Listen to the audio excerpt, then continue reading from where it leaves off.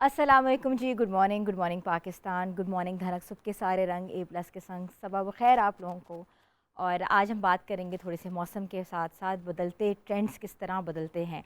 जहाँ मौसम बदलते हैं वहाँ ट्रेंड्स बदलते हैं, वहाँ रंग बदलते हैं, वहाँ मलबूसात बदलते हैं, वहाँ फ़ैशन जो एक ट्रेंड का जो कॉन्सेप्ट है वो बदल जाता है। हमेशा से कहा जाता है कि 6 महीने के बाद जो ट्रेंड है वो बदल जाता है एकदम से। जैसे आजकल लाइम कलर बहुत इन है, कोबाल्ट कलर बहुत इन है, ग्रेज बहुत ज़्यादा इन हो गए हुए हैं।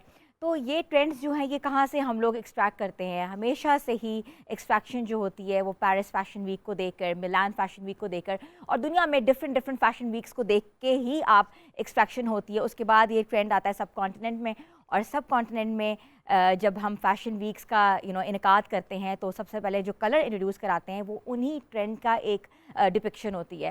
तो आज थोड़े से कलर्स के ऊपर बात करें। लाइम ग्रीन कलर जो है बहुत ज़्यादा इन है, आंखों के लिए बहुत ठंडक कहते हैं ना कि उससे महसूस होती है। कोबाल्ट कलर, जिंक कलर बहुत ज़्यादा आजकल इन जा रहा है। और इसके साथ साथ ग्रेस की अगर बात करें तो चारकोल ग्रे, लाइट ग्रे वो भी बहुत ज़्यादा इन है।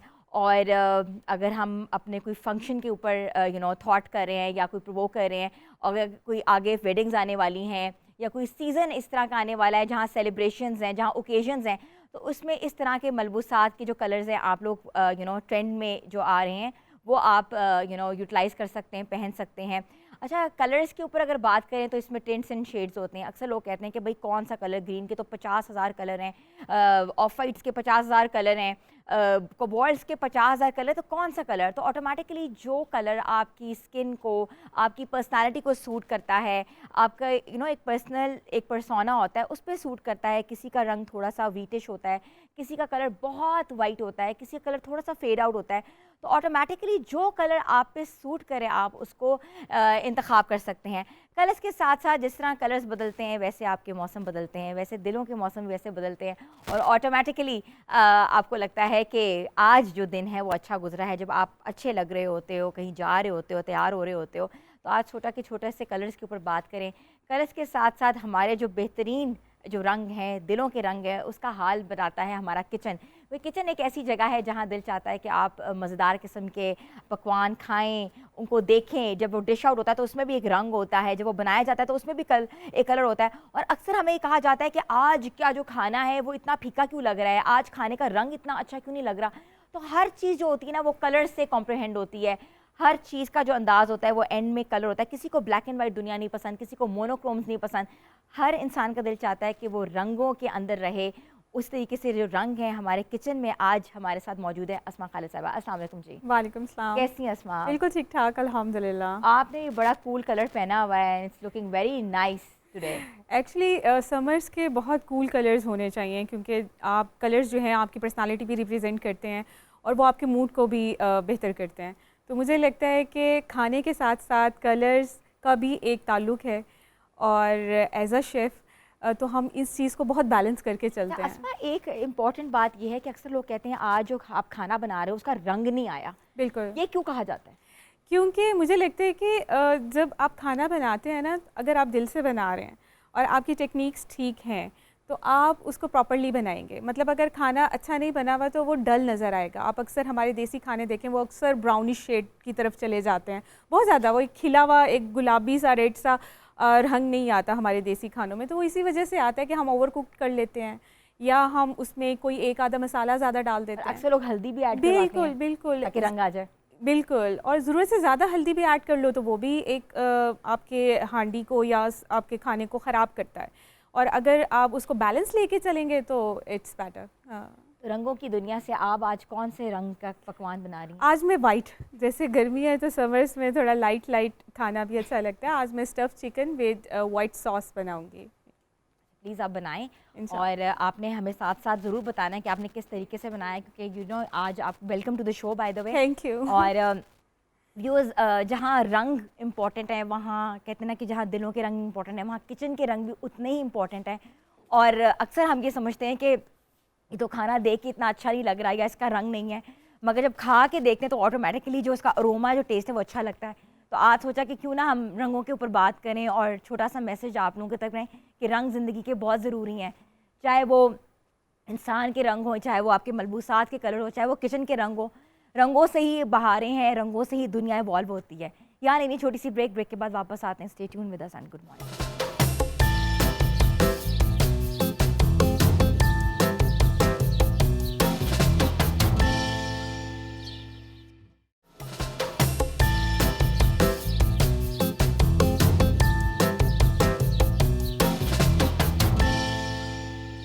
आपको एक बार फिर से हम खुशामदीद कहते हैं। हमारा सेगमेंट है लाइन्स ऑफ पाकिस्तान, जहां हम आपको मिलवाते हैं ऐसे स्पोर्ट्स पर्सन से, ऐसी पर्सनालिटी से जिन्होंने ना सिर्फ मुल्क का नाम रोशन किया है बल्कि अपने अपने शोबों में माहिरियत रखते हैं। और आज जो हमारे साथ साहब हैं, उन्होंने पाकिस्तान के लिए गोल्ड मेडल विन किया है, सिल्वर मेडल विन किया है और ब्रॉन्ज़ भी लिया है वेट लिफ्टिंग के मुकाबले में। और उन्होंने अपने तमाम तमगे जो हैं वो फ़लस्तीन को डेडिकेट किए हैं। और हम वेलकम करते हैं मोहम्मद उस्मान का। अस्सलाम वालेकुम जी। वालेकुम अस्सलाम। कैसे हैं आप मोहम्मद? मैं ठीक, अल्लाह का शुक्र। बिल्कुल ठीक ठाक जी। आप मुझे बताएं कि स्पोर्ट्स और वेट लिफ्टिंग, सबसे बड़ी बात, weight lifting it's not an easy job. जी। How did you ended up in this field? Like when I was a kid, तो स्पोर्टिंग एक्टिविटीज़ में मुझे मतलब हिस्सा लेने का बहुत शौक़ था। तो फिर जब लाइक अपने जब एजुकेशन करियर स्टार्ट होना था मेरा, जब कॉलेज में एडमिशन लेना था, तो मेरे 2 फ्रेंड्स थे जिन्होंने बोला कि अगर आप वेट लिफ्टिंग स्टार्ट करते हो तो आपका स्पोर्ट बेस पे कॉलेजेस में स्कॉलरशिप पे एडमिशन हो जाएगा। तो जब उन्होंने मुझे ये बात की तो वेरी नेक्स्ट डे मैं उनके क्लब चला गया। तो जो प्लान मेरा था कि मेरी एजुकेशन इसके वेट लिफ्टिंग के थ्रू फ्री हो जाएगी, फिर मैं पंजाब कॉलेज में एडमिशन लिया मैंने अपना 100% स्कॉलरशिप पे। उसके बाद पंजाब यूनिवर्सिटी में मेरा एडमिशन हुआ स्पोर्ट्स बेस पे।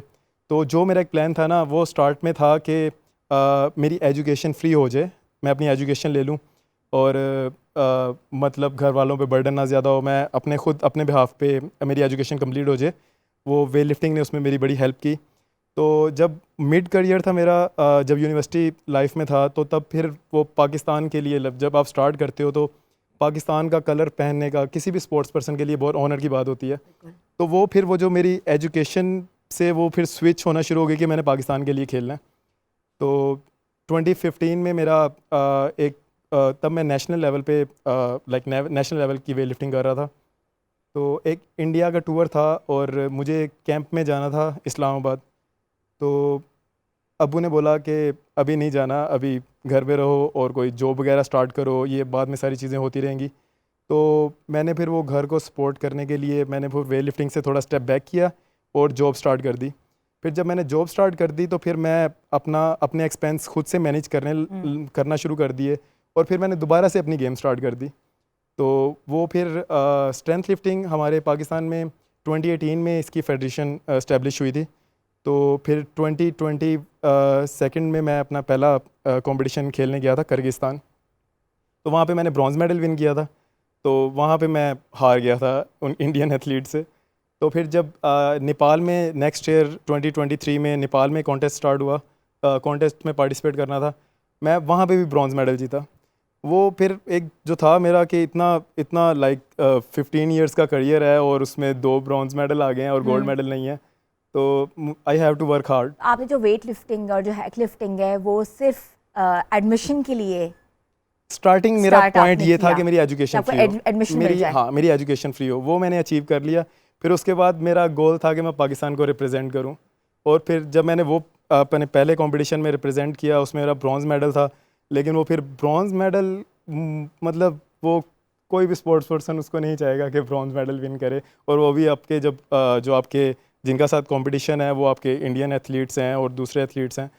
तो फिर मैंने ट्रेनिंग और ज़्यादा की अपनी। फिर सेकंड कंपटीशन खेला, उसमें भी मेरा ब्रॉन्ज़ मेडल। आपने किन किन कंट्रीज़ में पाकिस्तान का जो कैप है वो पहना है? मैं किर्गिस्तान में 2022 में कंपटीशन हुआ था, फर्स्ट 9th वर्ल्ड चैम्पियनशिप। फिर उसके बाद 2023 में नेपाल में कंपटीशन हुआ था, ओपन इंटरनेशनल चैम्पियनशिप। तो अब ये रिसेंटली कज़ाकिस्तान में 2024 11th वर्ल्ड चैम्पियनशिप हुई है, जिस पे मैंने फिर फाइनली गोल्ड मेडल और सिल्वर मेडल विन किया। How do you feel when you just got a medal and coming back to Pakistan? कैसी अप्रिसिएशन मिलती है? ये आई फील लाइक कंप्लीट। मेरा एक करियर था जो 15 इयर्स का, वो मुझे लगा कि अब कंप्लीट हुआ है। अब आगे जब एक गोल्ड मेडल मेरे उसमें फ्रेम में आया है तो I feel complete now. Usman, when you just do the trainings के अंदर कितना खर्चा आता है, कैसे आप उसको मैनेज करते थे? स्टार्टिंग में थोड़ा सा मुश्किल था, जब अब्बू ने मुझे बिल्कुल सपोर्ट किया। इवन कि अब्बू अपना प्राइवेट काम करते थे, खुद वो साइकिल पे जाते थे, मुझे बाइक लेके दी हुई थी। तो एक दिन सिचुएशन कुछ ऐसे हुई कि वो मुझसे पहले घर के बाहर खड़े हुए थे और डोर नॉक कर रहे थे और मैं पीछे से बाइक पे आया। तो वो एक थोड़े से टाइम की सिचुएशन ऐसी थी कि वो मुझे फ़ील हुआ कि मतलब अब मैं पहले गेम को साइड पे करूं, तो पहले मैं सपोर्ट करूं फैमिली को। फिर जब वो मैंने सपोर्ट करना शुरू किया तो उसके बाद मैंने दोबारा से स्टार्ट की, क्योंकि फिर मुझे अपने एक्सपेंस में खुद मैनेज करना शुरू कर दिए थे। इसमें डाइट का, न्यूट्रिशन का, रेस्ट का, ये इसमें 3 चीज़ें ज़्यादा इंगेज होएंगी। आपका किचन, आपका बेड और आपकी ट्रेनिंग। तो इन तीनों चीज़ों को एक ही टाइम पे लेके चलना मुश्किल है। तो ये एक टफ था मेरे लिए इसको मैनेज करना। कितनी कॉस्ट आती है, लाइक इफ अगर जो लोग एमेच्योर आना चाह रहे हैं इस फील्ड में और वो ट्रेनिंग सीखना चाह रहे हैं या करना चाह रहे हैं, वेट लिफ्टिंग, हैक लिफ्टिंग, तो उनको कितने पैसों की ज़रूरत होगी? अब हमारा स्ट्रेंथ लिफ्टिंग का क्लब है, हमारे प्रेसिडेंट हैं अकील जावेद भट्ट। वो वहाँ पे फ्री ऑफ कॉस्ट ट्रेनिंग करवाते हैं। लाइक वो अपनी कोशिश करते हैं कि हम एथलीट को ना खुद से उनको मैनेज करें, उनको ट्रेनिंग फ्री ऑफ कॉस्ट करवाएं। लेकिन जो डाइट वाला कॉन्सेप्ट है ना, वो आपने खुद ही मैनेज करना है।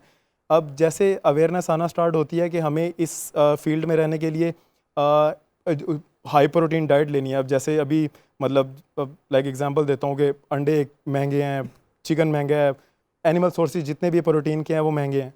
तो वहाँ से वो मुश्किल हो जाता है आपको। स्टूडेंट लाइफ में तो मुश्किल है, वहाँ पे वो आप नहीं कर सकते हैं। फिर उसके बाद जब आप कंपटीशन के लिए जाते हैं तो ये भी आप सेल्फ फाइनेंस पे ही जाते हैं। लाइक मैं जितने भी इवेंट किए हैं मैंने वो सेल्फ फाइनेंस पे किया हूँ। उसमें ऐसी सपोर्ट नहीं थी कि गवर्नमेंट। कितने पैसे लगे आपके सेल्फ फाइनेंस पे? इस वाले इवेंट में मेरा लाइक टिकट और वहाँ की कंपटीशन फ़ीस को डाल के अराउंड 5 लाख लग गया। बाकी वहाँ के जो होटल के एक्सपेंसेस थे वो सेपरेट थे। तो आप डिपार्टमेंट की तरफ से भी खेलते हैं? नहीं खेलते आप? पंजाब यूनिवर्सिटी के आप? वो मैं यूनिवर्सिटी लेवल पे वहाँ से खेलता था। अब मैं अपने अब पाकिस्तान का कलर है, अब पाकिस्तान की तरफ से फ़िलहाल खेल रहा हूँ। अभी डिपार्टमेंट में सच नहीं है। आपको इससे कोई आप कुछ इससे मुआवजा या आप उससे कोई अर्निंग होती है? नहीं, अभी तक नहीं। इवन कि मैं जब ब्रॉन्ज मेडल विन किया था लाइक कोई सपोर्ट नहीं थी गवर्नमेंट की तरफ से। उसके बाद अब जब इवन गोल्ड मेडल, अभी तक तो नहीं है। लाइक नेक्स्ट देखें क्या होता है। तो किसी फाउंडेशन ने सपोर्ट की है आपको या कोई क्लब्स हैं जो आपको सपोर्ट कर रहे हैं? ये आप खुद मैनेज करते हैं, आपको एक्सपेंस अपने। इवन कि हमें वहाँ पे कंट्री एफिलिएशन फ़ीस भी देनी पड़ती है एनुअली $200। तो वो हमारे जो फेडरेशन के प्रेसिडेंट है वो अपनी जेब से देते हैं कि क्योंकि वो प्रेसिडेंट है यहाँ पे, वो गेम एक लेके चल रहे हैं। अब जैसे इंडिया में ये गेम स्टैब्लिश हुई थी 2004 में, तो उनको वो काफ़ी पुराने हैं इस गेम में। और हमने 6 साल पहले पाकिस्तान में इसकी स्ट्रेंथ लिफ्टिंग की फेडरेशन आई है और हमारे अराउंड 20 के करीब मेडल हैं। जो हम उससे पहले सबसे पहले थाईलैंड में पार्टिसिपेट किया था, वहाँ पे बच्चों ने मेडल विन किए। उसके बाद किर्गिस्तान में पार्टिसिपेट किया, वहाँ पे विन किए। नेपाल में हमने विन किए और अब कज़ाकिस्तान में हमने मेडल विन किए। सबसे अच्छा जो वेट लिफ्टर है वो किस मुल्क का है? चाइनीज़ स्ट्रेंथ लिफ्टिंग और वेट लिफ्टिंग में स्ट्रॉन्ग है। क्यों? क्योंकि वहाँ के प्रोटोकॉल्स डिफरेंट हैं। लाइक वहाँ का उन्होंने एक स्ट्रक्चर ऐसे बनाया हुआ है कि एक तो पहले बात है वो डिपार्टमेंट्स में है, उनको डिपार्टमेंट उनका सपोर्ट करता है। उन्होंने डिपार्टमेंट की तरफ से खेलना है, अपनी नेशनल गेम्स खेलनी है। और उसके अलावा अगर वो जॉब भी करते हैं ना, तो जैसे अब ओलंपिक्स गेम्स आए हैं, अब उन्होंने ओलंपिक में पार्टिसिपेट करना है ना, उनको 6 महीने 8 महीने पहले उनको वो फ्री कर देते हैं कि आपने उसकी प्रेप करनी है। वो उनके कैंप्स लग जाते हैं वहाँ पे उनकी न्यूट्रिशन, उनकी ट्रेनिंग, हर चीज़ वो गवर्नमेंट और उनकी फेडरेशन के होती है उनके पास। उनके लिए फैसिलिटीज़ हैं। यहाँ पे हम आपके टेबल पे चलते हैं, वहाँ आपके कुछ मेडल्स हैं, हम सोच रहे हैं कि दिखाएं। और क्योंकि मेडल्स जो होता है एक प्राइड होती है, और जब आपने पाकिस्तान के लिए जीते होते हैं तो ऑटोमेटिकली जो आपका कंधा होता है वो शोल्डर्स आपके वैसे ही वो हो जाते हैं कि you have a certain burden and responsibility because you are playing from Pakistan. आप मुझे अपने मेडल्स के बारे में थोड़ा सा बताएं। ये वाला मेरा किर्गिस्तान में जो मैं पहला इंटरनेशनल कंपटीशन खेला था, ये किर्गिस्तान में विन किया था मैंने, ब्रॉन्ज मेडल फर्स्ट। ठीक है, किर्गिस्तान में। ठीक है। और उसके बाद जो ये कब किया था आपने? ये 2022 में किया था आपने। फिर उसके बाद नेक्स्ट ईयर फिर मैंने नेपाल में पार्टिसिपेट किया, तो वो नेपाल में भी ये ब्रॉन्ज मेडल विन किया था वहाँ पे। नेपाल में जी। अच्छा। और उसके अलावा आपने फिर उसके बाद ये जो अभी कज़ाकिस्तान में मैंने पार्टिसिपेट किया है, तो इसमें एक सिल्वर, मेरा इंक्लाइन बेंच प्रेस में सिल्वर मेडल था ये वाला। और जो सेकंड इवेंट था मेरा स्ट्रेंथ लिफ्टिंग का, उसमें मैंने गोल्ड मेडल विन किया। तो इसका मतलब गोल्ड मेडल आप ले आए पाकिस्तान मैं पाकिस्तान के लिए। ले आया फाइनली। बिल्कुल फाइनल ले आए। तो कैसा इस्तकबाल हुआ जब आप पाकिस्तान गोल्ड मेडल लेकर आए? पाकिस्तान फेडरेशन हमारी जो है, हमारे क्लब के हमारे कोलीग्स हैं, वो हमारे पास आए एयरपोर्ट पे, उन्होंने हमारा इस्तकबाल किया, इनकरेज किया, और हाँ। जो दूसरे यंगस्टर्स हैं उनको मोटिवेशन भी मुझे इस मिली। वक्त बताएं कि इस वक्त सबसे ज़्यादा रिकॉर्ड किस मुल्क का है और कितना रिकॉर्ड है? अभी क्योंकि ये इंडियन ओरिजिन है इस गेम का, उनके रिकॉर्ड ज़्यादा हैं वहाँ पे, क्योंकि उनकी सपोर्ट है। तो ये तो हम इन्वॉल्व कर रहे हैं ना, उनसे मेडल लेके आ रहे हैं चीन के। हाँ। तो ये उनकी गेम, उनके मेडल ज़्यादा हैं। हमारे अगर पार्टिसिपेंट्स ज़्यादा हों तो हम उनसे ज़्यादा मेडल लेके आ जाएं। तो अगर मेरे साथ 2 और लोग थे मास्टर कैटेगरी के, उन्होंने एक ने ब्रॉन्ज मेडल और एक ने सिल्वर मेडल विन किया, तो मैं गोल्ड ले लिया उनसे। गोल्ड ले लिया। अच्छा, पाकिस्तान में बॉडी लाइक वेट लिफ्टिंग का और हैक लिफ्टिंग का क्या स्कोप है? कितने लोग जो हैं वो इस शोबे से मुंसलिक हैं? अभी अगर गवर्नमेंट सपोर्ट करे ना तो ज़्यादा लोग, जैसे क्रिकेट को सपोर्ट मिलती है हर मतलब क्लब लेवल पे और नेशनल लेवल पे, तो ज़्यादा उनकी तरफ जाते हैं। अगर गवर्नमेंट हमें भी सपोर्ट करे, मैं आपको बता रहा था उनकी 2004 में उनकी फेडरेशन इस्टेब्लिश हुई है और हमारी 2018 में हुई है, हम स्टिल उनसे मेडल लेके आ गए हैं। तो अगर गवर्नमेंट इनकरेज करती है और सपोर्ट करती है और फंड्स देती है, और जैसे अपने एक्सपेंसेस हमें खुद नहीं मैनेज करने पड़े, गवर्नमेंट हमें पे करती है, तो मेरा हर मेडल गोल्ड मेडल होएगा हमारा। Very nice, very nice. We very proud of it कि आपके जो मेडल्स हैं वो आपका आपकी मेहनत है जो कि आज यहाँ है। अच्छा, मुझे बताएं, अगर किसी ने आपसे ट्रेनिंग लेनी हो या इस आर्ट को सीखना हो, because it's a huge domain, तो वो कैसे आपके पास वो मैं तो खुद अपने कोच पे डिपेंडेंट हूँ। मैं तो उसको नहीं, मैं गाइड कर सकता हूँ, लेकिन वो फिर हमारे जो प्रेसिडेंट हैं अकील जावेद भट्ट, ये फिर उनका क्लब है, वो प्रॉपर ट्रेन करते हैं इनको। तो मैंने भी वहीं पे स्टार्ट की थी स्ट्रेंथ लिफ्टिंग। ठीक है। तो वो फिर उनके क्लब में जाएं, वो फ्री ऑफ कॉस्ट है। फ्री ऑफ कॉस्ट कराते हैं। वो उनका एम लास्ट 30 ईयर से उनका वो स्पोर्ट्स के लिए अपनी एफर्ट्स ही कर रहे हैं, वो ले नहीं रहे हैं बल्कि अपने खुद से दे रहे हैं। और अभी इसलिए मैं ये कह रहा हूँ कि अगर वो इनकरेज करेंगे तो हम और मेडल लेके आएंगे, पर एक बंदा कब तक वो चीज़ मैनेज कर सकता है, तो गवर्नमेंट की इन्वॉल्वमेंट इसमें ज़रूरी है। और नेक्स्ट आप कहाँ जा रहे हैं, क्या प्लान है आपका, कौन सा आपने टारगेट अचीव करना है, कितने किलोग्राम्स का आपने? अभी मेरा जो प्लान था, अभी जब मैं यहाँ से प्रिपरेशन करके गया था, मेरा 2 गोल्ड मेडल का था। तो वो मेरा ट्रैवल इतना ज़्यादा था कि फटीग बॉडी की, और वहाँ पे मतलब 36 आवर्स का ट्रैवल था वहाँ पे पहुँचने के लिए। तो वो जो मेरा सिल्वर मेडल है ना, वो अभी मुझे गोल्ड चाहिए था। नेक्स्ट टाइम मेरा मुझे वो चुभ रहा है। हाँ। तो नेक्स्ट टाइम मेरा प्लान है कि ये दोनों गोल्ड, और एक मैंने रिकॉर्ड भी अटेम्प्ट की थी, वो मुझसे मिस हो गई। अच्छा। तो नेक्स्ट टाइम मेरा प्लान है कि घर से ही गोल्ड मेडल। चलो, we wish you best of luck Mohammad Usman. It's was very nice talking to you. और ऐसे तमाम जो लोग हैं जो कि स्पोर्ट्स में बॉडी लिफ्टिंग और हैक लिफ्टिंग करते हैं, और उनके लिए मोहम्मद उस्मान जो है वो एक बहुत बड़ी मिसाल है, जिन्होंने अपने बलबूते पर पाकिस्तान का नाम रोशन किया है, और अभी भी उनका एक एम है कि वो पाकिस्तान के लिए गोल्ड मेडल्स लेके जाएं। तो ऐसे तमाम लोगों को हम सराहते हैं और खुशाइन कहते हैं। तो यहाँ लेनी छोटी सी ब्रेक के बाद वापस आते हैं। Stay tune with us and good morning.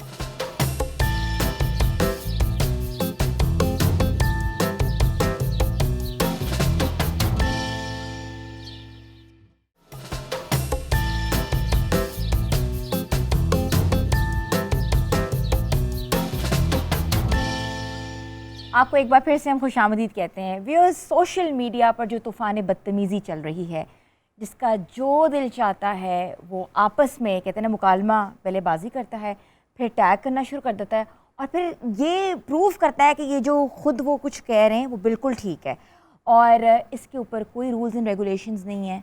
Rules and regulations हैं मगर क्यों लागू नहीं होते, कैसे इसकी रोकथाम की जा सकती है। तो हमने सोचा कि हम क्यों ना deputy director cyber crime FIA से मुंसलिक हैं, उनको टाइगर ऑफ क्राइम कहते हैं, और मैं इनवाइट करूंगी आसिफ इकबाल साहब को। अस्सलाम वालेकुम। वालेकुम अस्सलाम जी, बहुत शुक्रिया। बिल्कुल ठीक ठाक। ठीक है, अल्हम्दुलिल्लाह। ये सोशल मीडिया पे आजकल क्या चल रहा है? सोशल मीडिया पे ये ही चलेगा, और इससे आगे इससे ज़्यादा काम ख़राब होने वाला है अगर हम इसको एजुकेट नहीं करेंगे, लोगों को बताएंगे नहीं कि सोशल मीडिया को किस तरह यूज़ करना है। इसको मैं हमेशा कहता होता हूँ कि करिकुलम का हिस्सा बना के इसको एज अ सब्जेक्ट पढ़ाएंगे।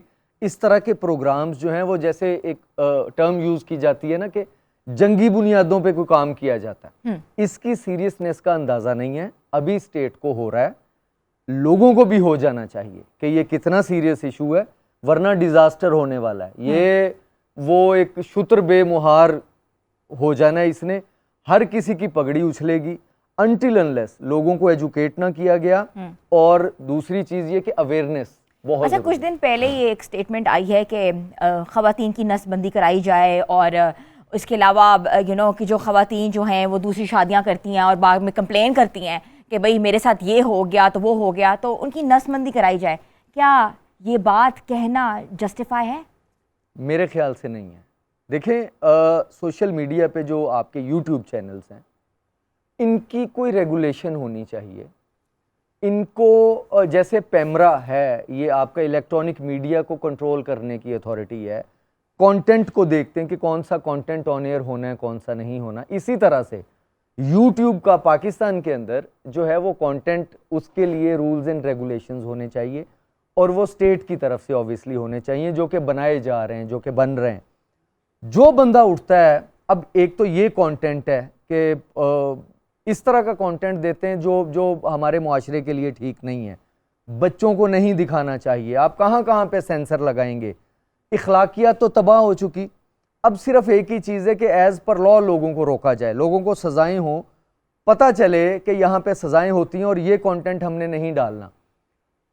दूसरी चीज़ ये है कि हम ये जो हमारे यूट्यूबर्स हैं, ये सहाफ़ी, मतलब वो अपने तौर पे ही जर्नलिस्ट बने हुए हैं।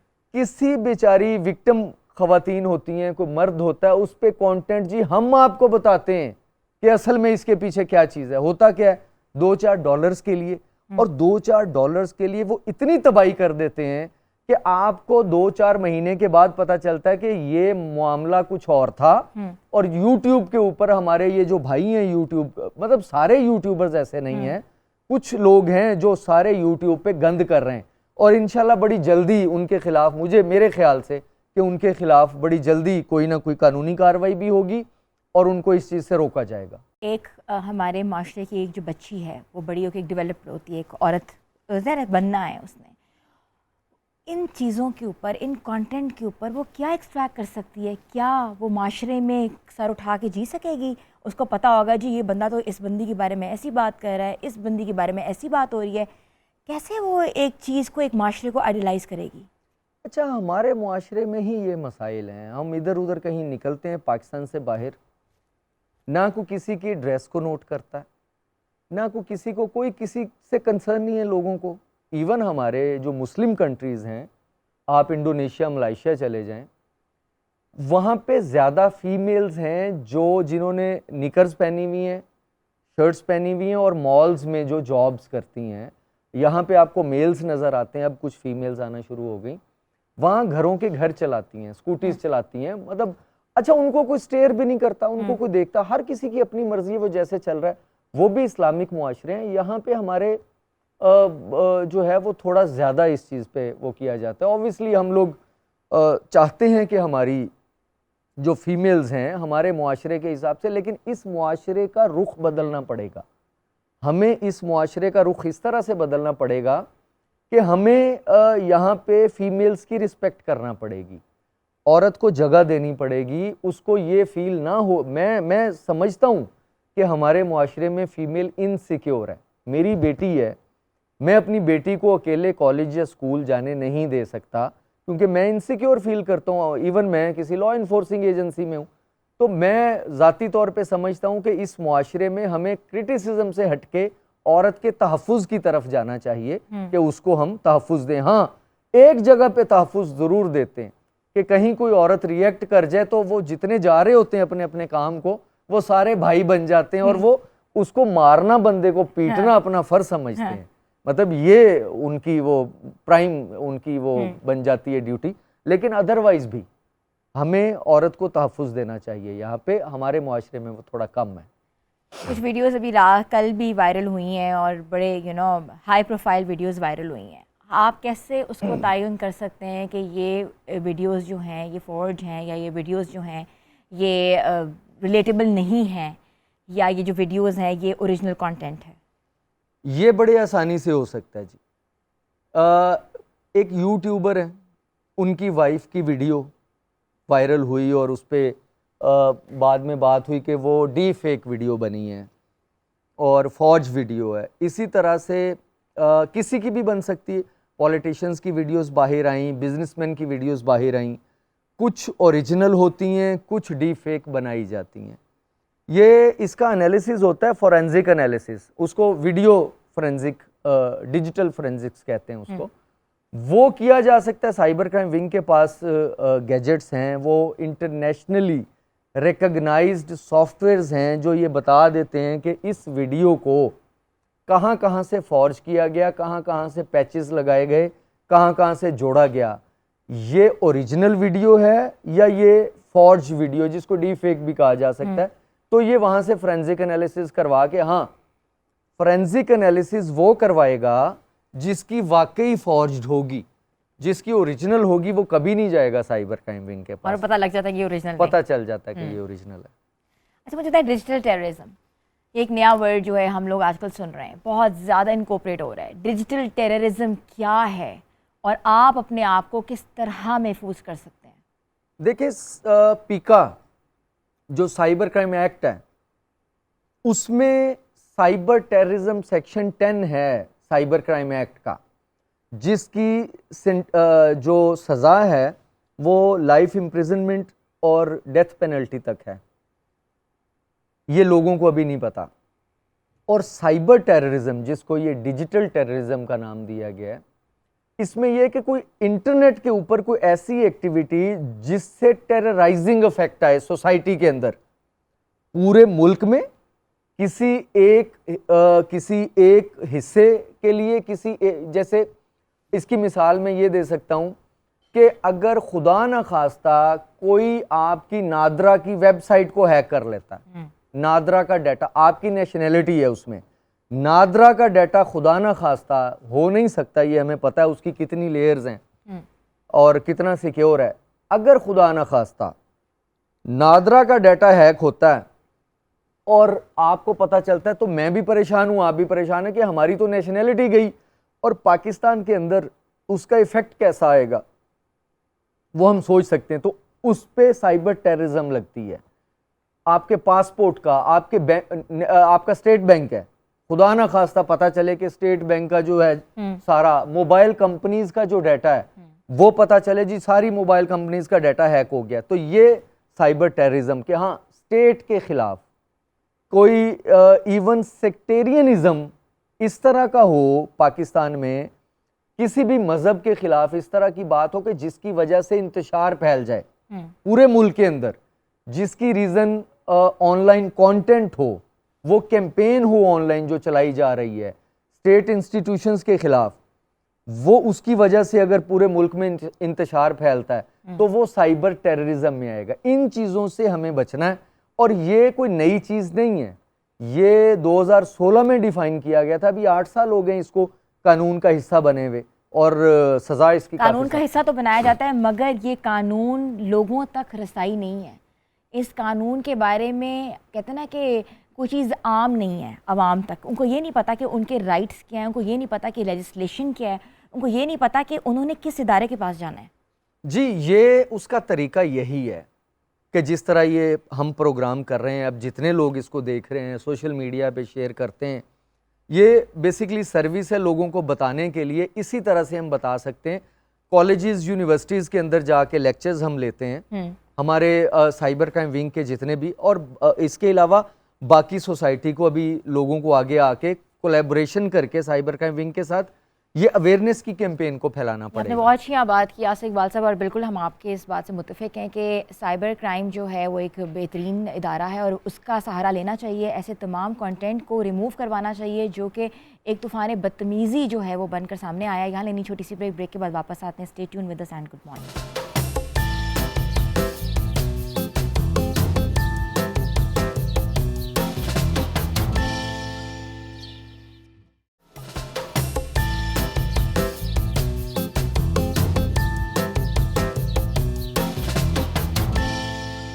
आपको एक बार फिर से हम खुशामदीद कर रहे हैं। हम बात कर रहे थे सोशल मीडिया पे एक तूफ़ान बदतमीज़ी, वल्गैरिटी, ऐसी बहुत सी वीडियोस जो वायरल हो जाती हैं और जिनका पता नहीं लगता कि ये वीडियोस फेक हैं, ओरिजिनल हैं, और इससे किसकी दिल हर्ट होता है या दिल आज़ारी होती है। तो हमने सोचा कि क्यों ना आज हम इस टॉपिक पे बात करें, और हमने मदऊ किया आसिफ इकबाल साहब को।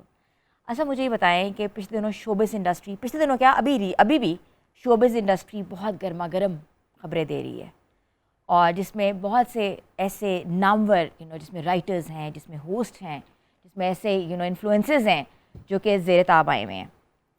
तो उसके ऊपर अभी ज़ाहिर डिपार्टमेंट में बहस मुबाहिसा चल रहा होगा कि क्या करना चाहिए, कंटेंट रिमूव करना चाहिए, क्योंकि इससे पाकिस्तान का कोई सॉफ्ट इमेज नहीं आ रहा। पाकिस्तान का एक इमेज होता है, वो दुनिया में नहीं आ रहा कि पाकिस्तान के जो लोग हैं वो आपस में क्या एक दूसरे के अगेंस्ट ग्रजेस रखते हैं। जी, ये सोशल मीडिया के हवाले से ये हमारे जो शोबिज़ इंडस्ट्री है इसका चलता रहता है। कभी कोई स्कैंडल आ जाता है, कभी कोई किसी के हवाले से कुछ इस तरह की न्यूज़ आ जाती है कि जो उसको डिस्टर्ब करती है। हमारी एक होस्ट हैं यहाँ पे पाकिस्तान के अंदर, उनकी ज़ाती ज़िंदगी के हवाले से कुछ चीज़ें सोशल मीडिया पे वायरल हुई। अच्छा, इस तरह का जब कंटेंट आता है या इस तरह का कोई इंसिडेंट होता है, उस पे वही फिर बात है कि जो हमारे दोस्त हैं यूट्यूब के जिनके चैनल्स हैं, अब यहाँ पे उनको बिहेव करना पड़ेगा कि यानी उठा के और इस तरह के लगा दिया जी हम आपको बताते हैं कि असल में क्या हुआ, जिनको किसी चीज़ का कोई अंदाज़ा नहीं है। उनके हवाले से मैं आपको बता दूं कि उनको अपने जो है वो मामला जो हुआ, एक वो स्ट्रेस था, और उसके बाद उनको ये स्ट्रेस था कि सोशल मीडिया पे जो उनके खिलाफ कि पता नहीं क्या हुआ होगा, कुछ उनके हस्बैंड को बैश कर रहे हैं, कुछ उनको बैश कर रहे हैं, तो उसकी कंप्लेंट साइबर क्राइम विंग में उन्होंने दे दी है।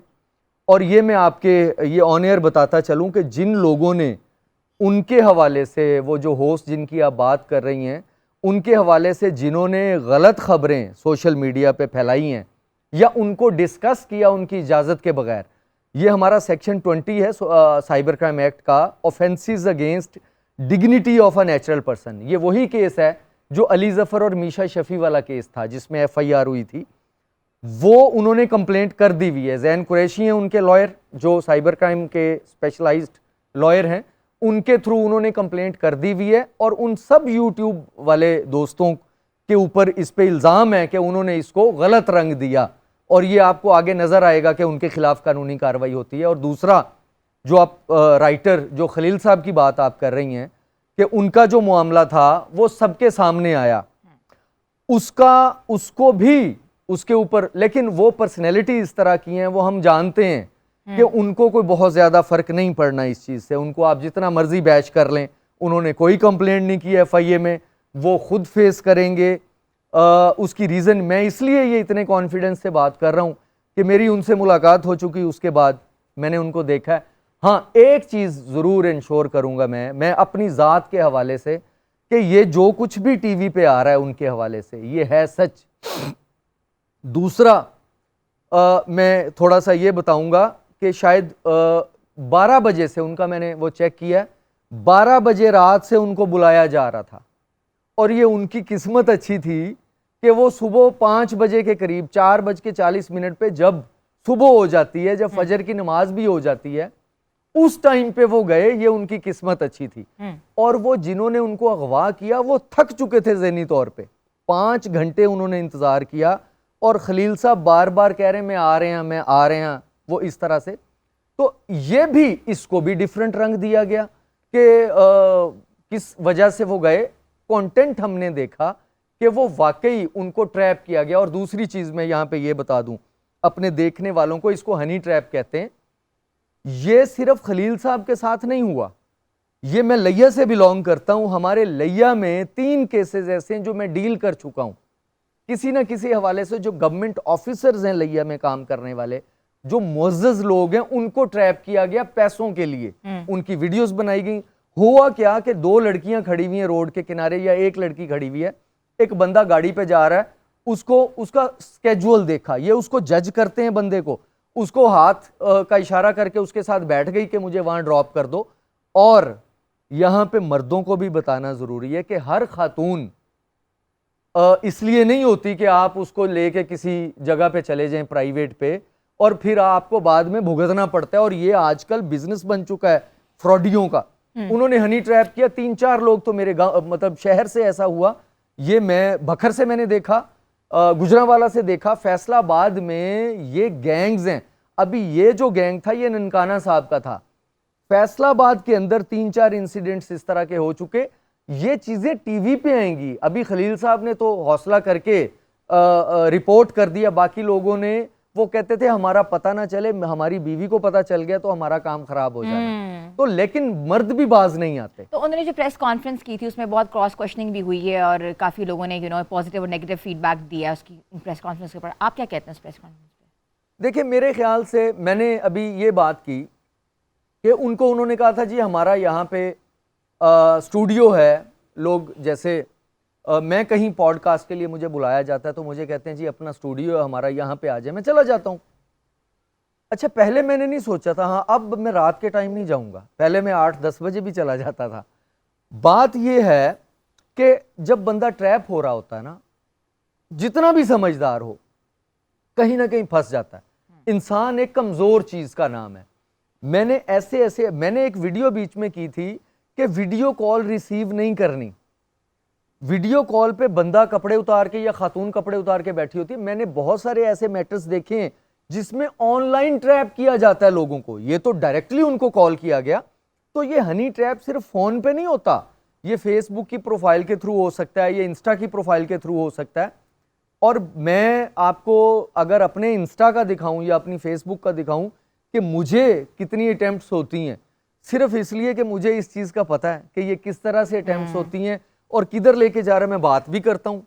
हो सकता है किसी दिन मेरी चैट बाहर आए और कहें जी ये आसिफ साहब बात करें, बात मैं करता हूँ। मुझे पता होता है मुझे ट्रैप कर रहा है या कर रही है लड़की। लड़की के आईडी से लड़का का भी बात कर रहा होता है, कभी लड़की की आईडी से लड़की ही खुद होती है जो फोन पे भी बात कर लेती है आपसे। बाद में पता चलता है कि वो आपको ट्रैप कर रहे हैं, आपको टारगेट। दो सिचुएशंस हमारे सामने आई हैं, एक होस्ट की सिचुएशन है और एक ये माशाल्लाह he is a big name, big writer, इनकी सिचुएशन है। इसके अलावा भी कल भी एक सिचुएशन सामने आई है, लाइक उनकी वीडियोस वायरल हुई हैं जब जिस आपने बताया यूट्यूबर की जो वाइफ हैं। तो ये सारी सिचुएशन से मेंटल इफेक्ट क्या होता है? क्या ये लोग बाहर निकल आते हैं कि इसका असरअंदाज रहता है कुछ अरसे तक? ये डिपेंड करता है कि जिस बंदे के साथ ये इंसिडेंट हो रहा है वो मेंटली कितना स्ट्रांग है। अफेक्ट हर किसी पे होता है और बहुत बैड इफेक्ट। यहां तक हमने देखा कि लोगों ने सुसाइड तक करने की अटेम्प्ट भी की और कर भी लिया, यानी जिंदगियां भी दे दी अपनी इस हवाले से। ये रिपोर्टेड बात मैं आपको बता रहा हूं। लेकिन इसमें अफेक्ट होता है। इसमें फिर उसके बाद मैटर ये चीज करती है कि वो बंदा जो उसके करीबी दोस्त हैं, वो लोग जो 2-4 उसके साथ हैं, वो किस तरह के हैं, उनका काम होता है उस बंदे को उस ट्रॉमा से बाहर लेके आना। ये बहुत बड़ा ट्रॉमा था। हमने तो देखा है लोग मशवरे दे रहे हैं उनको, लोग ऑनलाइन मशवरे दे रहे हैं ना। लोग इधर से मशवरा, वो खुदा ना खास्ता जिसके साथ ये काम होता है ना, मैं आपको बताऊं कि खलील साहब जैसा मजबूत असाब का आदमी भी हिल गया उसके बाद। और जब आपको पता चले, आपको कहा जी कलमा पढ़, बस मारो जी फायर, आंखों पे पट्टी हो, क्या होगा बंदे का? अच्छा खासा बंदा जो है, हमारा तो रोज का काम है कि जिस बंदे को ये बात कर दी जाए और जिसकी खुदा ना खास्ता जिसका इस तरह का कंटेंट कोई बना ले, ऑब्जेक्शनेबल कंटेंट, जो फोहश मवाद, उसके बाद उसको मैसेजेस आ रहे हैं कि मैं वायरल करने लगा हूं या लगी हूं, मुझे पैसे भेजो या तुम ये करो, मुझे और भेजो इस तरह का कंटेंट। अपनी दोस्त को लेके आओ, जो तुम्हारे साथ दोस्त कॉलेज में होती है, अब उसको लेके आओ, वरना मैं तुम्हारा कंटेंट ऑन एयर करने लगा हूं। वो साइकोलॉजिकली लोगों को मैंने साइको देखा है, फीमेल्स को, मर्दों को, वो साइकोलॉजिकली बिल्कुल हिल जाते हैं। तो ये बहुत बड़ा ट्रॉमा होता है। इसके बाद प्रॉपर ट्रीटमेंट की जरूरत है मेरे ख्याल से।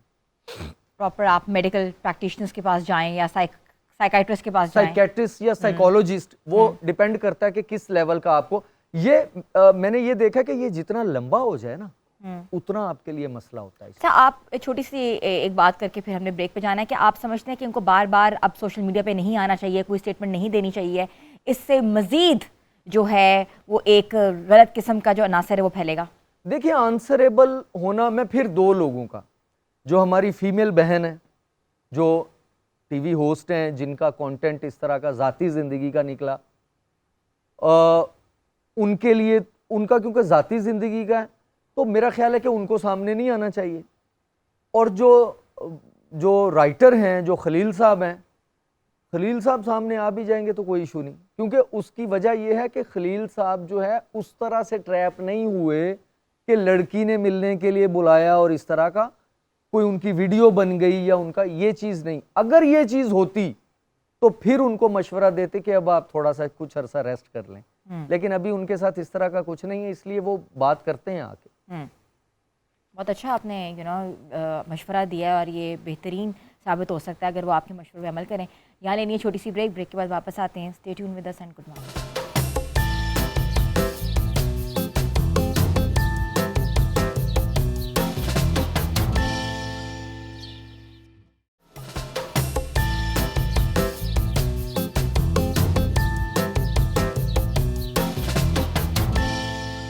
आपको एक बार फिर से हम खुशामदीद कह रहे हैं। हम बात करते सोशल मीडिया के, सोशल मीडिया पे तनाज़ात की, और उससे हमारे मुल्क के जो नामवर सेलिब्रिटीज़ हैं वो इसकी जद में कैसे आए हुए हैं। तो हम बात करते हैं खलील साहब के ऊपर। खलीलुर रहमान कमर साहब पाकिस्तान का बहुत बड़ा नाम है, उन्होंने बहुत टॉप हिट ड्रामास दिए हैं और उनकी दिखाई का कोई वो नहीं है कि देखो there is no second thought about it. क्या अब वो मज़ीद मतलब कि जिस ट्रॉमा से वो गुजरे हैं अब उनकी परफॉर्मेंस वैसे रह पाएगी? मैं इस पे कोई ऑथेंटिक बात तो करने के मैं अपने आप को काबिल नहीं समझता, लेकिन बहरहाल मेरे ख्याल से कि इस ट्रॉमा से वो जितनी जल्दी निकलेंगे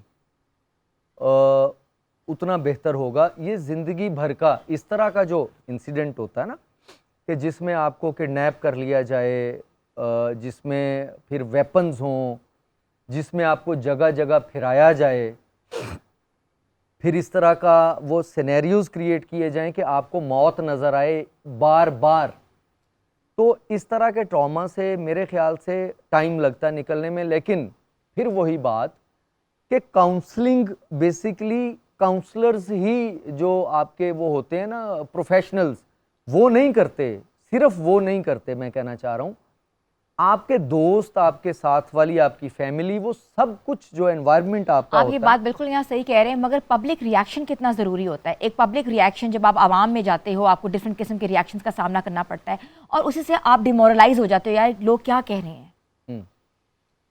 ये मैटर करती है, ये बिल्कुल मैटर करती है। लेकिन मेरे खलील साहब के हवाले से स्पेसिफिक अगर पर्सनैलिटी के हवाले से बात की जाए तो वो कुछ और होगा, अगर जनरल बात की जाए वो कुछ और होगा। अगर इनकी जगह पे कोई मेरे जैसा एक आम आदमी होता तो शायद वो एक लंबा अरसा उस तरह से वापस अपनी लाइफ में नहीं आ सकता कि जिस तरह से पहले लाइफ एक बंदा जी रहा होता है, एक नॉर्मल लाइफ, एक कॉन्फिडेंट लाइफ जी रहा होता है। लेकिन खलील साहब के हवाले से क्योंकि थोड़ा सा मैं उनको जानता भी हूँ, मेरा ताल्लुक भी है उनसे, वो जल्दी निकल आएंगे, यानी वो बाहर नहीं है इस ट्रॉमा से, लेकिन वो निकल आएंगे जल्दी। उसकी वजह उनकी अपनी पर्सनैलिटी है कि वो उनकी स्ट्रॉन्ग पर्सनैलिटी है, और दूसरा ये कि उनके साथ जो दोस्त हैं, जो उनका हल्का हबाब है, वो भी सारे स्ट्रॉन्ग लोग हैं, वो निकल आएंगे उस चीज़ से बाहर। लेकिन सोसाइटी का असर ऑब्वियसली उनके ऊपर होता है, लेकिन उनको सपोर्ट करने वाले भी बड़ी तादाद है, बड़े लोग हैं। हमें देखना यहाँ पे ये है,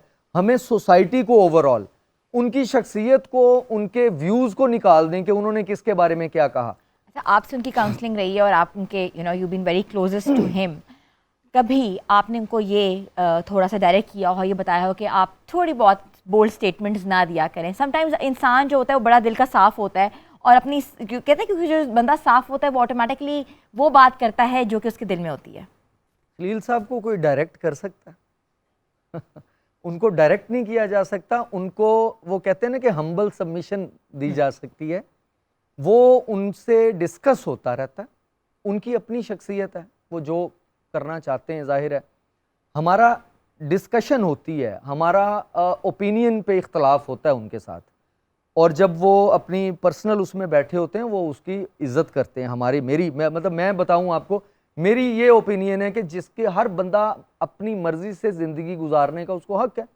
हम किसी की ड्रेसिंग पे, हम किसी की किसी चीज़ पे हम नहीं एतराज़ कर सकते, उसकी मर्ज़ी उनका होता है कि यार इसको ठीक होना चाहिए, मतलब हो सकता है वो हमारे से एक स्टेप आगे जाके सिंसेरिटी का मुजाहरा कर रहे हैं, लेकिन बात वही है कि बात सुनते ज़रूर हैं, हर किसी की नहीं सुनते, लेकिन इस ट्रॉमा से निकल आएंगे वो। ये मैं जो बात कहना चाह रहा था वो ये थी कि हम लोगों को, सोसाइटी को ओवरऑल, जो उनके फॉलोअर्स हैं, जो लाइक माइंडेड लोग हैं, जो समझते हैं, जो फन को समझते हैं, जो लाइंस को समझते हैं, जो स्क्रिप्ट को समझते हैं, उनको खलील साहब की सपोर्ट इसलिए करनी चाहिए कि यार हमें ये जो कंटेंट ये हमारे पाकिस्तान को देते हैं, आपको मैं बताऊं इंडिया से बहुत ऑफर्स हुई खलील साहब को, लेकिन वो नहीं गए काम करने। वो कहते हैं कि मैं पाकिस्तान हाँ तब जाऊंगा अगर पाकिस्तान और इंडिया के ताल्लुकात अच्छे होंगे।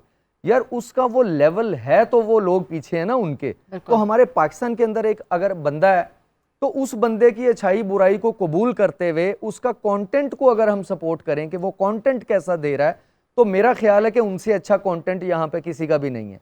तो उस हवाले से ये एक आपके पास एक अच्छा लिखने वाला इंसान है, टैलेंट है आपके पास एक, हमें उस टैलेंट की यानी कदर करनी चाहिए और सपोर्ट करनी चाहिए इस हवाले से। अच्छा मुझे बताइए वाकया हुआ कब था और ये रिपोर्ट कब हुआ?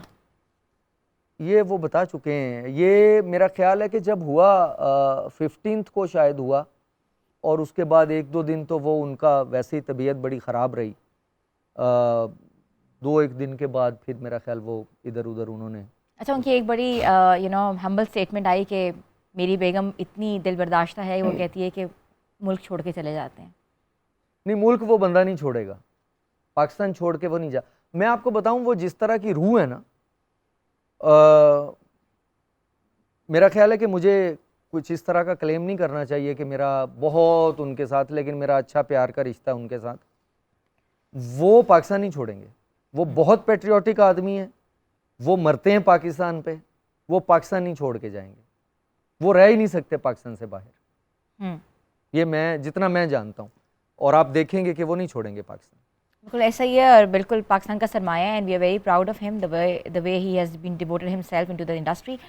मुझे ये बताएं कि बच्चों के ऊपर इन सब चीज़ों का क्या असर है? मेरे ही बच्चे हैं, आपके बच्चे हैं, इस तरह के जब मवाद आ रहा है, tortured pictures, nudity, vulgarity, words, तूफ़ान बदतमीज़ी, हर बच्चा जो है वो सोशल मीडिया पे, हर बच्चा जो है वो यूट्यूब यूँ करके स्क्रॉल कर रहा होता है। कहाँ तक फ़िल्टर्स लगाएं? देखिए, इसमें जाते जाते चलें, आपने बात कर दी, बच्चों को यूट्यूब किड्स इंस्टॉल करके दें। जो यूट्यूब का सॉफ्टवेयर हमारे लिए है वो बच्चों को हमने नहीं देना, ताकि इस तरह का कंटेंट वहाँ पे नहीं आए, पहली चीज़। और दूसरी चीज़ ये है कि यूट्यूब का अगर मैं और आप यूज़ कर रहे हैं, हमारे वाला वर्जन अगर यूट्यूब का हमने बच्चों को देना है, तो हमें उसको सेटिंग्स के अंदर उसमें रिस्ट्रिक्टेड मोड है, वो ऑन कर देंगे, तो उसमें जो ये वल्गर कंटेंट है, ऑब्जेक्शनेबल कंटेंट है, ये बहुत हद तक जो है वो ब्लॉक हो जाता है। हाँ, उसमें एक चीज़ ज़रूर होती है कि नीचे जो वो आपके रिव्यूज़ आ रहे होते हैं या आपके कमेंट्स आ रहे होते हैं उस वीडियो के नीचे, वो कमेंट्स नज़र नहीं आते। वो कमेंट्स करने भी क्या है, बच्चों ने तो वीडियो देखनी है, तो वो या तो रिस्ट्रिक्टेड मोड वाला उसको ऑप्शन ऑन करने के बाद बच्चों को दें। दूसरी चीज़, अगर बच्चे देख रहे हैं कोई चीज़, कोई पेरेंट्स इस चीज़ का ख्याल नहीं करते कि वो बच्चों को यूट्यूब किड्स इंस्टॉल करके दें, तो फिर ऑब्वियसली बच्चों पे असर पड़ेगा। बच्चे देखेंगे, उनकी वो एज नहीं है उस चीज़ को हजम करने वाली कि ये क्या हो रहा है यहाँ पे, मतलब इखलाकियात का तो जनाजा निकलेगा। ये वही हमारे मुआशरे में ये ही ना, बड़ा ही आपको बताऊं, सोशल मीडिया को अगर हमने चैनलाइज ना किया, सोशल मीडिया के कंटेंट को अगर हमने ब्लॉक ना किया, उसको फिल्टर आउट ना किया, हमारे मुल्क में ये हमारा सोशल डिजास्टर होने जा रहा है। बिल्कुल बिल्कुल ठीक है, बिल्कुल ऐसा ही है, बिकॉज हर तरह का कंटेंट जो है वो प्रोवाइड करना ज़रूरी नहीं है। कुछ चीज़ें आज भी हमारे माशरे का एक टैबू, एक स्टीरियोटाइप है, जिसको ढके छुके अल्फाजों में ही बयान करना ही बेहतरी है। और इसी के साथ लेते हैं छोटी सी ब्रेक के बाद वापस आते हैं। Stay tune with us and good morning.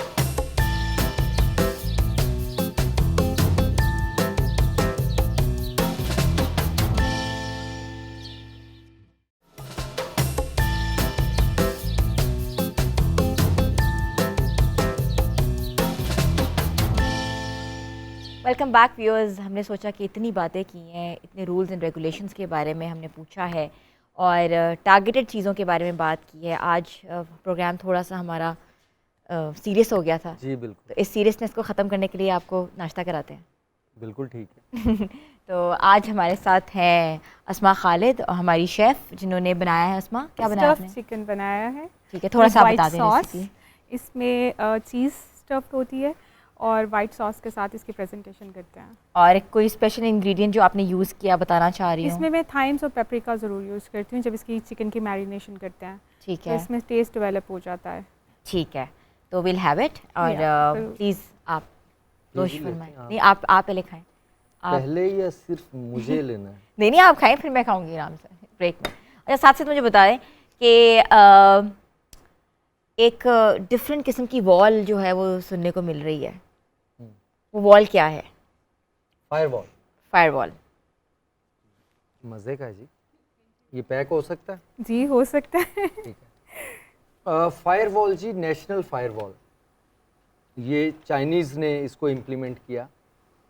Chinese block करना चाह रहे थे अमेरिकन कंटेंट, कि अमेरिका का जो इन्फ्लुएंस है सोशल मीडिया के ज़रिए वो चाइना में उसको रोका जा सके।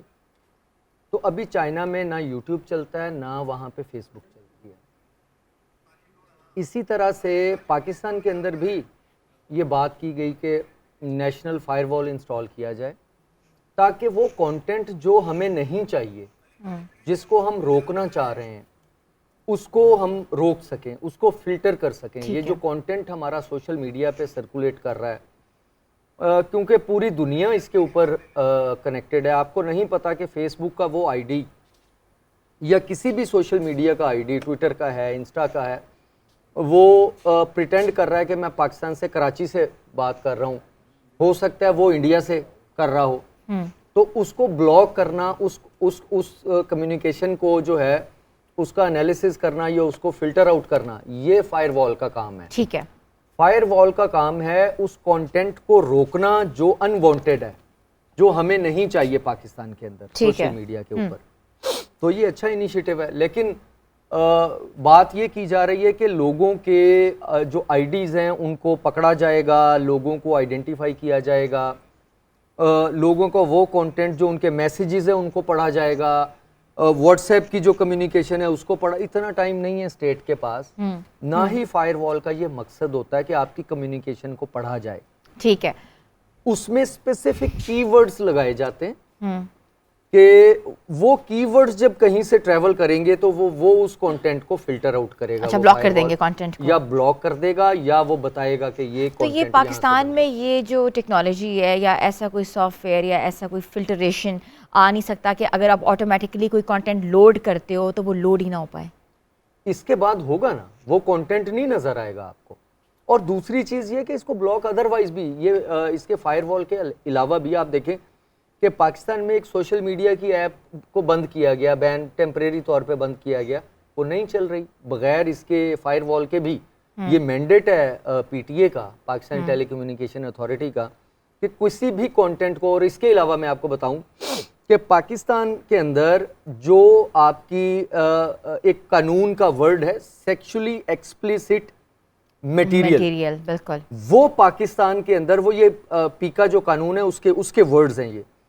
वो कंटेंट पाकिस्तान में नहीं खुलता जो कि पहले खुलता था, अभी उसको ब्लॉक कर दिया गया, तो वो नहीं खुलता। इसके अलावा जो अक्सर लोग पीटीए को कंप्लेंट करते हैं, complaint.pta.gov.pk, ये उनका पोर्टल है, उस पर कंप्लेंट करें कि जो हमारी मजहबी शख्सियात के खिलाफ जो कंटेंट होता है, हुजूर सल्लल्लाहु अलैहि वसल्लम के हवाले से, हमारे राशिदीन के सहाबा इकराम के हवाले से जो ब्लास्फेमी होती है, वो कंटेंट पीटीए को भेजते हैं, वो ब्लॉक कर देते हैं। तो ये ऑलरेडी भी हो रहा था। ठीक है, तो अभी ये कि नेशनल फायरवॉल से ये होगा कि ओवरऑल जो कंटेंट है सोशल मीडिया का वो फिल्टर आउट हो जाएगा। अच्छा, very nice, very nice, very nice. तो ये एक बेहतरीन ज़रिया है। और जो ऐसी ख़वातीन जो कि मंजर आम पे नहीं आना चाहती, या उनका कोई कंटेंट है, कोई वो फंस गई हैं कहीं, या you know there is always a weak moment for everyone, वो किस तरह राब्ता कर सकती हैं, किस तरह अपनी कंप्लेन लॉन्च कर सकती हैं? Because you know basically a women is a very weak part of this society. they do not come on the front? देखिए मेरे ख्याल से सबसे इजी जो है गूगल कर लें कि how to submit complaint with FIA cyber crime wing, हर चीज़ सामने आ जाएगी। अदरवाइज़ ईमेल की जा सकती है, किसी को ना बताएं, अपने घर से ईमेल कर दें help desk HELPDESK @nr3c.gov.pk nr33c.gov.pk इस पे ईमेल करके कंप्लेंट की जा सकती है।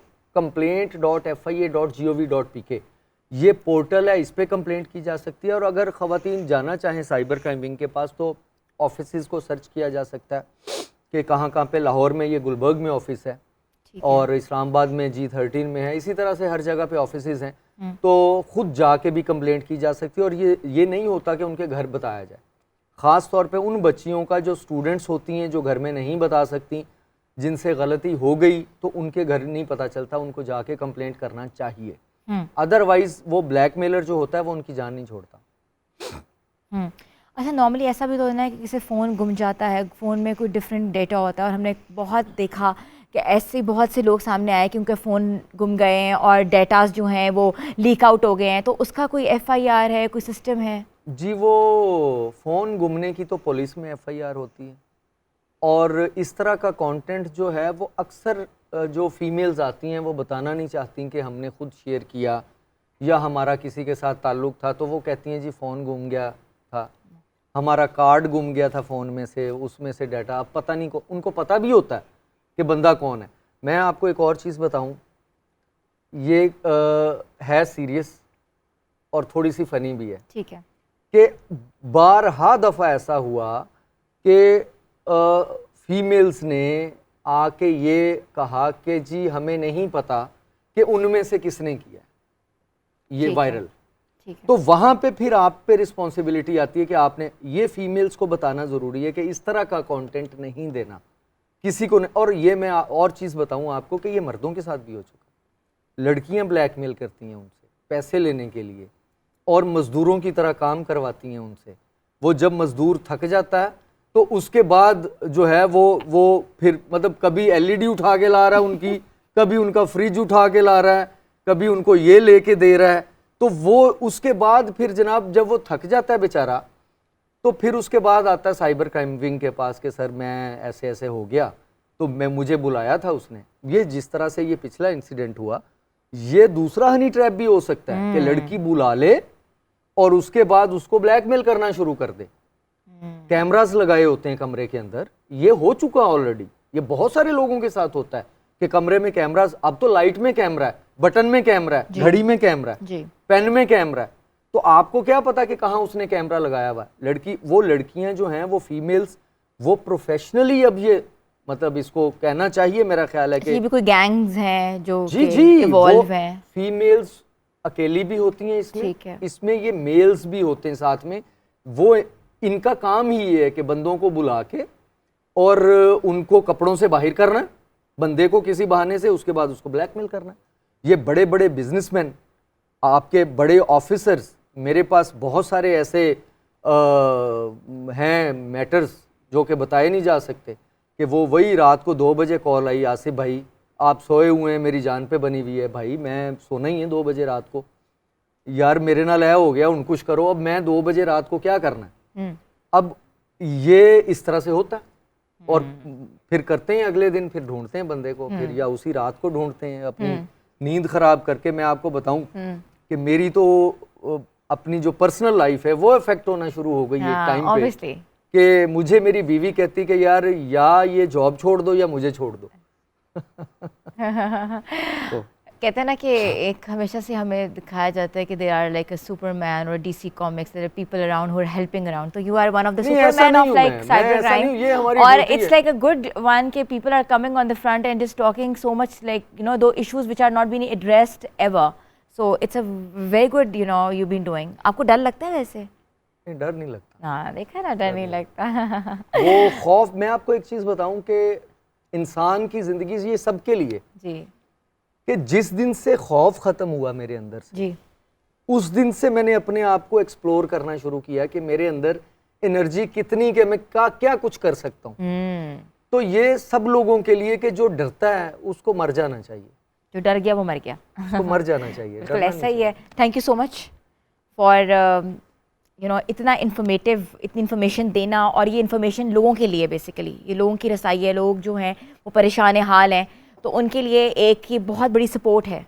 नहीं, आपका बड़ा अच्छा कदम है जी। ये आजकल के जो ये मामलात हैं, सोशल मीडिया पे जितना ज्यादा बोलें उतना कम है, और लोगों को अवेयरनेस देनी। देखें, लोग अभी तक सीरियस नहीं ले रहे इस चीज को, लेकिन लोगों को ये इदराक हो जाना चाहिए कि इस चीज को हमने अपनी जिंदगी का हिस्सा बनाना है। आपके बच्चों ने भी आगे यूज करना है। इसको समझें, इसको समझ लेंगे तो बच जाएंगे, इसको नहीं समझेंगे तो फिर विक्टिम होंगे, और हर बंदा उनकी तरह फेस करने वाला नहीं होता। Very nice and very good and thank you so much. तो व्यूअर्स, आज का जो शो था वो हमने सोचा कि हम सोशल मीडिया के नाम करें। बहुत से इंसिडेंट्स ऐसे हुए जिसने रोंगटे खड़े कर दिए माशरे में, और आपस में खुस-पुस जो गॉसिपिंग थी वो हो रही थी। तो हमने सोचा कि क्यों ना आज हम बुला के इस बारे में बात करें और आपको आगाही दें।